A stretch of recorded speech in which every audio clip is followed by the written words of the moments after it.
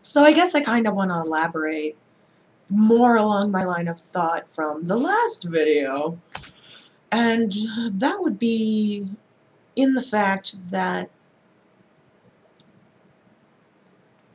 people who do horrible things can be perfectly normal people.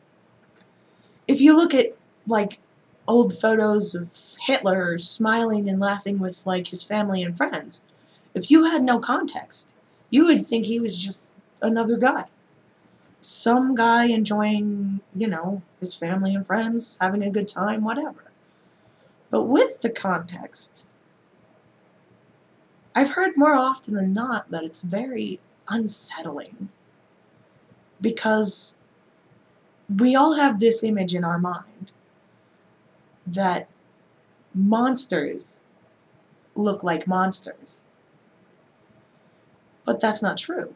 Because you'll hear about, like, some serial killer was discovered and none of his family or friends had the slightest idea. Oh, he was perfectly normal. Maybe a little quiet. They're kind of fishing for maybe little clues that they missed. Because in our minds, we think that in order to do something that we would consider evil, there has to be something fundamentally wrong with the person. And the terrifying truth is that you don't. You see this saying around a lot on the internet where it says things like, growing up means that you realize that the monsters aren't under your bed, they're human. But we still have this imagery of a beast. I mean, look at the movie 50 Shades of Grey, or even the books, or whatever. The kind of behavior displayed in the books, in that whole thing, horrible. Completely abhorrent. This is someone who is, at the very least, emotionally terrorizing another person. And yet, we have these weird romantic ideals about it. That's why it's so popular. Because we have such varied views on what's deemed appropriate, and in what setting, and between what people. I mean, it's been pointed out a lot that if 50 Shades of Grey wasn't about a billionaire, but it was about some guy in a trailer park, you'd be calling the cops. We have conditionings of things like social standing that make seemingly unacceptable things somewhat more acceptable. Morality is very gray. I mean, my immediate thought goes to when I was traveling cross country on the Greyhound. I was in a bus station at a particular stop, and there was only one other white lady there. And I didn't immediately notice her. I didn't notice her until she came up to me and started preaching that I needed Jesus. And I told her, I don't need Jesus. I have these reasons. Here are my reasons. And she was like, no, you just need Jesus. And it's a sort of, I don't know if it's like blatantly visible, but it's something that I sort of pick up on as sort of a visual thing. When people hold these strong, overpowering beliefs that they feel they should be imposing on other people, I think it's something about their face.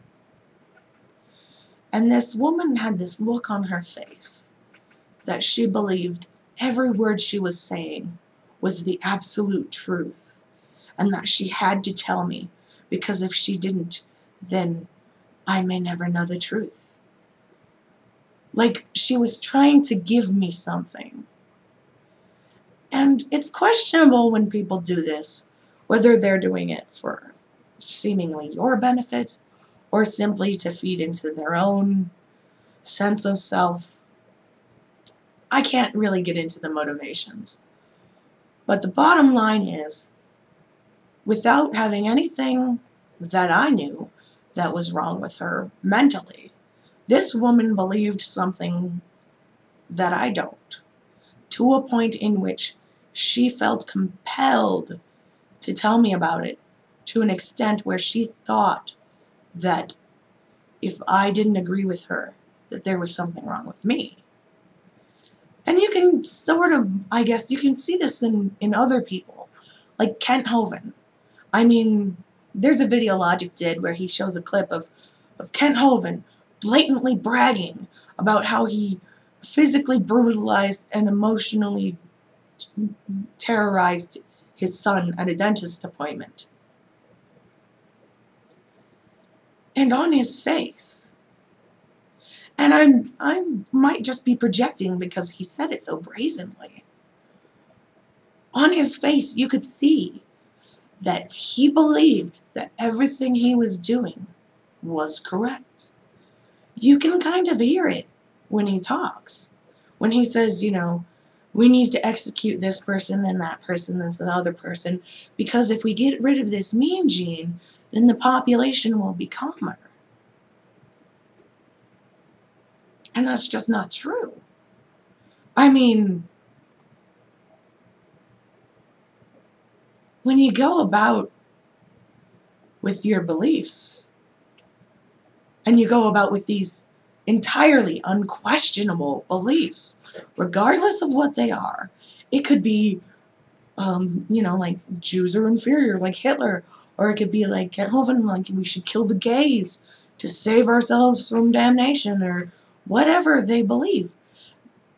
As far as I can tell, these people believe it completely and absolutely, without question, and they refuse to question it entirely, and they completely miss the point that the monsters that we fear are inside of us. Hitler didn't believe he was doing anything wrong. He believed he was doing the work of God. He believed 100% that what he was doing was morally just and even necessary. When Kent Hovind talks about killing gay people and this and that and the other thing, he actually believes that he is 100% correct. And that is some fucking scary shit, let me tell you. And this is kind of why I feel like stressing the importance of challenging our worldviews. No matter how right you think you are, no matter how right I think I am, we need to always be testing these things, to be questioning them, to be analyzing them. Because, let me tell you, if you stare long enough into the abyss stares back. Whew, I threw something poetic in there. Wow, I must be a genius. But I mean, think about it. If you are so diligently scrutinizing the beliefs of others from the position that your beliefs are absolutely correct, you will never know that you're wrong. And that's very dangerous, at least in my opinion.